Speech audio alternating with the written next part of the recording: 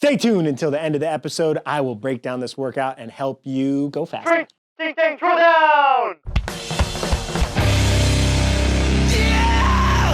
This week's Throwdown is a 7-minute AMRAP. Climb the ladder style, 3, 3, 6, 6, 9, 9, 12, 12, as far as you can of hang, power, clean and jerks, and toast bar. It's very similar to an open workout that you guys have probably done before. If you want to get on the leaderboard, look in the description down below. There you'll find a warm-up for this workout. Make sure you warm up well, and movement standards. Our two demo athletes are games athletes from the last season. Travis has been there some number of times. Brandy was on our team this year with this dud, and you know them. The dead. Open's coming up soon. If you want to train with us, how do they do that, Brandon? They can go to Chris is nodding his head. He's like this. I'm Get so the self-conscious flamethrower right out now. and just burn us right now. All right. Go to trainingthinktank.com/compete. There you can sign up for our online training program. 3, 2, 1, 0. That's your teammate. Yep. All right, this is similar to 13.4, but with hang power clean and jerks as opposed to regular power clean and jerks. Yep, I think the primary thing I noticed right off the bat was Brandy used the bop-bop strategy and Travis didn't. Travis doesn't like the bounce on his quads, but it's so much quicker and seemingly more efficient for people to do that. I definitely agree with you, but I'm like Travis, and I can never get a good rhythm, and I feel really comfortable in the hinge, but I do think just looking at the speed, it makes sense if you can bop it off your thighs. I don't understand how to not bop. Yeah. It's funny because some people say that, and then others like me, I'm like, man, it just never has felt comfortable for me. Yeah, it actually can be quite uncomfortable. Just the pressure on your quad, depending on how long your arms are, and I think also just... It's not that bad. It's not that bad. Yeah, well, Just do it. anyways, it's a lot faster if you can cultivate that skill. We call it bop-bop. We talk about it all the time because it's kind of like bopping off your thighs and not really I'm not sure what the needing to second extend- bop is. It's really just the bop technique. Yeah. Who invented that? Was it Mike? Was it McGoldrick? So the set of 9, they went unbroken. Afterwards, Brandy did tell me that she would, if she did it again, she would break that set. I was going to say that. I didn't know if you guys talked, but that just doesn't make much sense to me, even for someone that's an elite level athlete. Like, save yourself because it gets you're going to go deep into this workout. Yeah.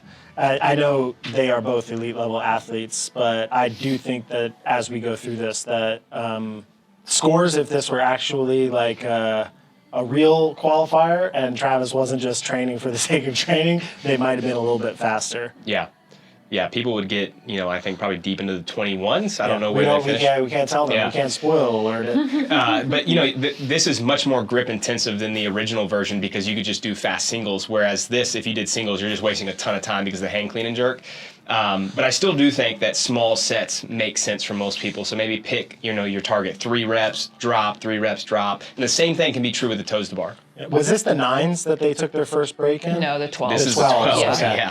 Yeah, so they went 3, 3, 6, 6, 9, 9, unbroken, and then now this is where it's going to get real. Yeah. And it's only 2 minutes. Yeah. 7-minute Yeah. workouts, that's just such a tricky, you're like, oh, it's just 7 minutes, but then it hurts so bad so soon. Yeah, especially with these styles of movements. Both of them are really good with barbell cycling. They both have really good grip endurance. I know Travis especially has really good grip endurance. But I just going back to this, if this comes out in the open or something like this with a hang power clean instead of the power clean, I would play around with breaking into small sets and then just bending back over, grabbing the bar quickly. Yeah, so Trav there did that set unbroken, whereas Brandy took a break, but then he took a real long breath. We'll see how long Brandy's break is, but she seems to... I guess maybe not caught up from that. But she's just a little bit behind, even though she's breaking the toes bar. I think that's good for people to recognize that you can take breaks in this type of a workout as long as the breaks are quick, or you could try to do bigger unbroken sets and take longer, slower transitions. She makes up a lot of time just with her speed of movement on the hang, clean, and jerks. One of the other things too, she's breaking, or she had to take a longer break because she knew that she couldn't just do a single, right? Yeah. So it's a lot easier to come from the toe to bar to do a single if it's a power clean, but because it's a hang power clean, she knew she was going to do a set of 5 or whatever she did, so she had to take a longer break. And the same thing's true with Travis here. He's taking longer breaks because he wants to do a bigger set. Yeah. So we're halfway into the workout. You mean you could just tell by body language, posture, breathing, this is hard, and this is going to be probably one of the tougher throwdowns. And these are like, these barbell cycling gymnastics combos, when they do come out in the open or quarterfinals, they're always tough, whether it's thrusters and pull-ups or power snatches and bar muscle-ups. If you have the skill to do them, they get hard. And I think for toes to bar, more people, like it's almost a more accessible thing to get to failure than if it was a chest to bar or a muscle up. Yeah. One other thing I wanted to point out, because you can see how hard they're breathing, and this is going to happen no matter what, but we just had our open camp a couple weeks ago, and one of the things I noticed is most people don't warm up well, especially for these shorter, high-power workouts. These are the ones that you want to make sure you're really, really warm for before you do the workout. So just a word of caution, and make sure that you take care of this before the open. Start practicing your warm-ups for these high-powered workouts. Yeah, and we talked about movement speed before. I think this is another movement that I've recognized over time. If you watch people that can cycle toes to bar fast on open style workouts, they separate so much over the long run. I remember watching I think it was the 20 point, which one was the toes to bar, the 20-minute AMRAP with toes to bar? 20.2. 20.2. Oof. Frederick Agidius, I think, got like 30 rounds in 20 minutes. Yeah. And he was saving time. I think they were only sets of 4 or sets of 6 toes to bar, but by almost staying vertical and like butterflying his legs. And if you can have that type of technique in a workout that's this fast, you can almost build more rest time in, because you're not hanging onto the bar as long and you're not just actually doing work that whole time. Whereas Travis and Brandy both have kind of like a smoother, long rhythmic kip. And maybe Travis does have a faster toes to bar, but he didn't use it in this specific workout. But if this was quarterfinals or semifinals, he probably would have to. Yeah, he actually changed his technique. He did the sprint toe to bar in the 3s and the 6s, Oh, he and then he did. started Okay. to elongate it a little bit, which probably was just to slow himself down because he was going to work on the barbell. Yeah, ideally you can do both and you understand when each one is appropriate. Yeah, for sure. I think we could share with people that they don't always train at their games level intensity. And I think this was Travis doing an obligatory workout. He's like, oh, I got to do a throwdown. He's not actually like going to get to his absolute limit on this. This was right, because this was filmed a while ago when he was getting his knee stuff done. And I remember I wanted him to do one, and this was the only one he could actually do with his limitations at the time. Yeah, so his training was a little bit less intense. That just gives context. I mean, I think these scores that you're seeing probably for most people watching are going to be unattainable. Yeah, still really, really good. Because he's still cycling the bar really fast, but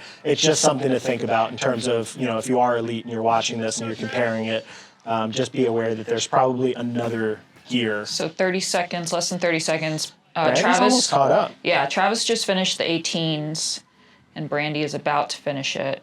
Man, this is a lot of hang power. Yes, it is. Yes, it is. It used to be like that Grace was challenging with 30 reps. Now they plowed through that end toes to bar Everything. 7 minutes. Yeah, you do have to have a good volume tolerance to do this kind of stuff. Nice work. Great job, All right. guys. Enjoy the suffering. Let's go to the whiteboard. All right, so as you watch the demo athletes go for the hang power cleans, Travis and Brandy both went unbroken through the 9s. Their first break was in the 12s. Now, if you're not an elite athlete, I think the concept that you should hang on to would be fast breaks, but manageable sets. So maybe you do your 3s unbroken, and then you start breaking right away in the 6s as 3-3, or in the 9s as 3-3-3. Any strategy that you have is going to be okay, but the key is going to be trying to keep the breaks as quick as possible. So if you're not going to be striving for an elite time and you can pay attention to the clock, then maybe just clock your rest breaks and say, okay, I'm gonna break every set, or I'm gonna break everything into 3s, and I'm gonna make sure that I keep it to a 5-second break from the time I drop it overhead until I pick it back up off the floor. Some sort of management of your rest breaks so that they don't get out of hand. Not your breast breaks, because that is not helpful for you. All right, and then also we talked about the bop technique that Brandy was using. You could see the discrepancy between Brandy using that technique and Travis using kind of just a slow, smooth hinge. The bop technique will be much, much faster. So if you can do that, I would recommend trying to maintain that. If you can't do it, maybe something to practice for your long-term development. For the toes to bar, Fast breaks. So you're going to get to the point that you have to break them up. You can't go through the 3s, the 6s, the 9s, the 12s, the 15s unbroken because it's such a grip dominated movement with the toes to bar and then grip with the hang power clean and jerk. So at some point you are going to have to break. The key there is just to make them fast breaks. Small sets are really okay. When this workout 13.4 came out, which was obviously a little bit of a different format of this, small sets and people doing singles and doubles and triples on their toes to bar actually yielded some really, really, really good scores. But if you do that, you have to be very disciplined about coming down off the bar, taking a breath, and jumping right back up. It can't be something where you get lazy and start to rest for really long periods of time.